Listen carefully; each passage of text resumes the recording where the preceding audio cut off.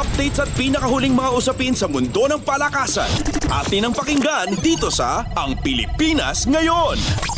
Magandang araw. Narito na po ang Sports Balita.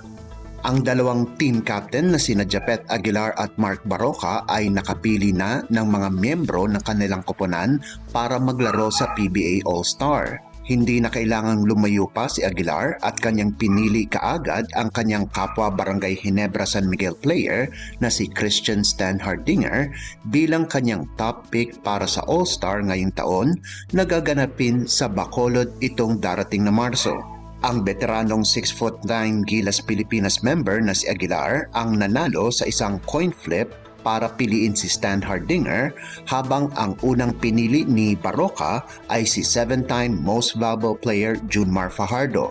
Si Aguilar at Barroca ang lumabas na top 2 players na may pinakamaraming boto mula sa mga fans para maging team captain ng dalawang all-star teams. Bukod kay Stan Hardinger, pinili din ng Team Japeth ang 4 pang Ginebra players na sina Scotty Thompson, Jamie Malonzo, Maverick Ahanmisi at Stanley Pringle. Kinumpleto naman ng 14-man Team Japeth nina Paul Lee, Calvin Oftana, Chris Newsom, Don Trolliano, Marshall Lassiter, Arvin Tolentino, Tyler Tio at Terence Romeo. Samantala, bukod kay Fajardo, ang iba pang napiling miyembro ng Team Barroca ay sina Gio Halalon, Ian Sangalang, Calvin Abueva, Jason Perkins, CJ Perez, Robert Bullock, James Yap, Jason Castro, Gabe Norwood, Cliff Hodge, Kwame Chongson,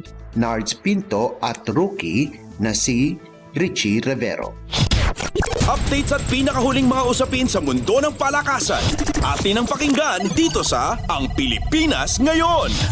Naitakas ng Choco Mucho Flying Titans ang panalo kontra Petrogas Angels sa isang 5-set thriller para kunin ang kanilang ikalawang panalo sa 2024 Premier Volleyball League o PVL All-Filipino Conference. Ang koponan ni Coach Dante Alinsunurin ay naitarak ang panalo laban sa Gas Angels 24-26, 25-22, 25-18, 24-26 at 15-13 sa larong ginanap sa PhilSports Arena sa Pasig City. Nanguna para sa Flying Titans ang reigning most valuable player na si Cici Rondina sa nagawa nitong 24 na puntos habang nakagawa ng 25 excellent sets si Mars Alba. Naging kapansin-pansin din ang performance ni Filipino-American Brooke Van Sickle sa nagawa nitong 18 puntos sa panig ng Petrogas. Sa isa pang laro, nakuha din ng PLDT high-speed hitters ang kanilang ikalawang panalo laban sa NX-led Chameleons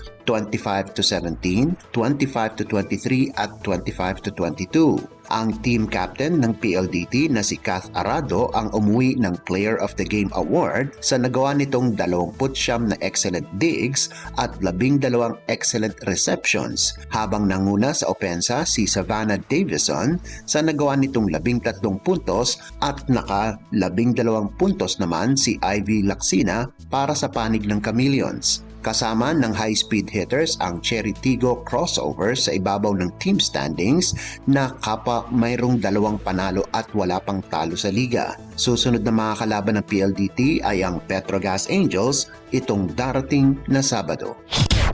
Updates at pinakahuling mga usapin sa mundo ng palakasan. Atin ang pakinggan dito sa Ang Pilipinas Ngayon. Magkakaroon ng laban sa Pilipinas si Yumir Marshall bilang paghahanda niya sa kanyang partisipasyon sa darating na 2024 Paris Olympic Games. Makakatapat ng bronze medalist ng Olympics na si Marshall, si Thodsak Sinam ng Thailand sa Marso 23 na gaganapin sa Ninoy Aquino Stadium sa Maynila. Sa kanyang social media account, sinabi ng 5'11" na si Marshall na inaabangan niya na ang laban na ito at hinikayat niya ang mga Filipino boxing fans na suportahan siya sa kanyang bakbakan laban sa veteranong Thai boxer. Kamakailan lamang ay nasa Estados Unidos si Marshall para gawin ang kanyang preparasyon para sa Paris Games na makakalaban niya ang ilan sa mga magagaling na boksingero sa buong mundo. Kabilang na dito sina Alexander Kizhnyak ng Ukraine, Toktarbek Tanatkan ng China, two-time Olympic gold medalist Arlen Lopez ng Cuba, Callum Peters ng Australia at Abdelrahman Orabi ng Egypt. Pagkatapos ng kanyang laban, babalik muli ng Estados Unidos ang 28 anyos na si Marshall kasama ang kanyang coach na si Kay Coromo para ipagpatuloy ang kanyang preparasyon para sa Olympics. Updates at pinakahuling mga usapin sa mundo ng palakasan. Atin ang pakinggan dito sa Ang Pilipinas Ngayon.